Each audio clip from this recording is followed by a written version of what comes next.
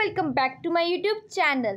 Today in this video we will discuss few MCQs on employee safety indicators. So without wasting any time, let's begin our video. हमारे पास सबसे पहले question आता है, वो है risk factors for the needle stick injuries are, कि needle stick injury होने के रिस्क फैक्टर्स कौन कौन से होते हैं. Option A, mishandling of the after use needle, कि हमने नीडल का यूज़ कर लिया उसके बाद हम उसे मिस हैंडल कर रहे हैं. Option B, disposal of tubing with attached needles, कि हम जो ट्यूब्स हैं आईवी ट्यूब्स होते हैं उनको हम डिस्पोज कर रहे हैं अटैच नीडल के साथ. सो वो हो गया. या C option, manipulation of needles during use on the patient, कि जब नीडल का यूज़ कर रहे हैं पेशेंट को इंजेक्ट करने के लिए इंजेक्शन, सो उस टाइम पे हम वो पेशेंट जो है वो मैनिपुलेट कर रहा हो, वो उस चीज़ के लिए मान नहीं रहा हो, ऐसे जैसे डर रहा होता है ना, वो चीज़ हो रही हो, वहाँ पे मैनिपुलेशन हो रही हो. सो वो ऑप्शन हो सकता है, या ऑल ऑफ दी अबव. सो इसका आंसर आ जाएगा all of the above. Next question हमारे पास आता है, needle stick injury can result in all of following except, कि नीडल स्टिक इंजरी अगर किसी को हो जाती है तो उसका रिजल्ट सब हो सकता है एक्सेप्ट क्या नहीं हो सकता वो बताना है. HIV, HBV, HCV और मलेरिया. सो इसमें आंसर आएगा मलेरिया. मलेरिया बिकॉज क्या कहते हैं मॉस्किटो बाइट पे होता है. ठीक है.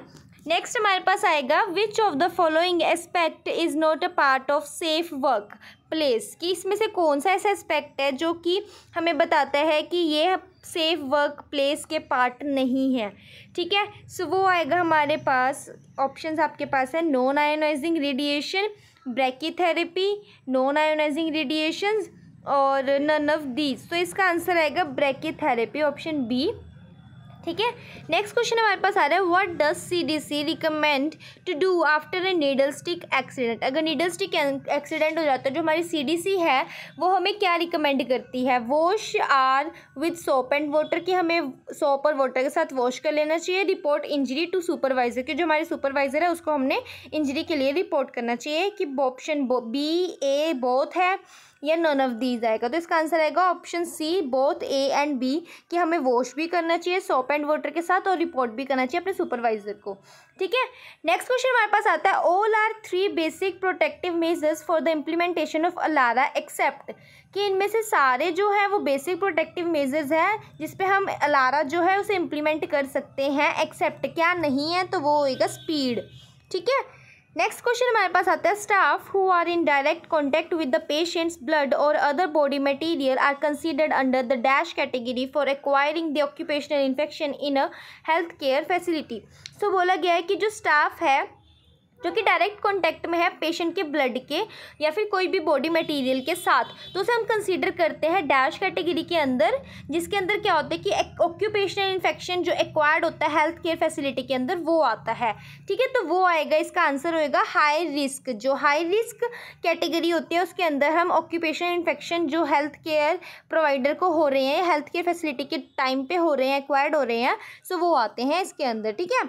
नेक्स्ट क्वेश्चन हमारे पास आएगा, accidental skin puncture by a blood borne needle और sharp specifically during any medical therapeutic और डायग्नोस्टिक प्रोसीजर इज कॉल्ड, कि क्या हुआ है कि एक्सीडेंटली स्किन के अंदर क्या हुआ है, पंक्चर हो गया है, या तो ब्लड बोर्न नीडल के थ्रू हुआ है या किसी शार्प ऑब्जेक्ट के थ्रू हुआ है जो कि किसी मेडिकल ट्रीटमेंट के अंदर, थेरेप्यूटिक या डायग्नोस्टिक ट्रीटमेंट के अंदर या प्रोसीजर के अंदर यूज़ किया जा रहा था, तो हम उसे क्या कहेंगे, हम उसे कहेंगे नीडल स्टिक इंजरी.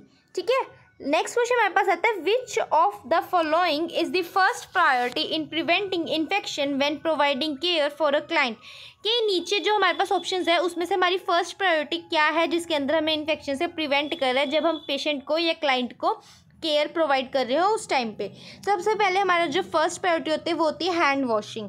ठीक है. लास्ट क्वेश्चन हमारे पास आता है, the sources of radiations that can be very hazardous for the health care workers are, कि जो से रेडिएशन के सोर्स है जो कि बहुत बहुत हजार्डियस है हेल्थ केयर वर्कर्स के लिए, वो कौन से होते हैं. Radionuclides for diagnosis, x-ray machine, both A and B, की नन ऑफ दीज. तो इसमें ऑप्शन सी आ जाएगा, बोथ ए एंड बी, कि रेडियो न्यूक्लियाइड जो हम यूज़ करते हैं डायग्नोसिस के लिए और जो एक्सरे मशीन होती है वो हजार्डियस होती है. ठीक है. हेल्थ केयर वर्कर्स के लिए. सो आई होप आपको समझ आया होगा. मिलते हैं नेक्स्ट वीडियो में. Bye bye.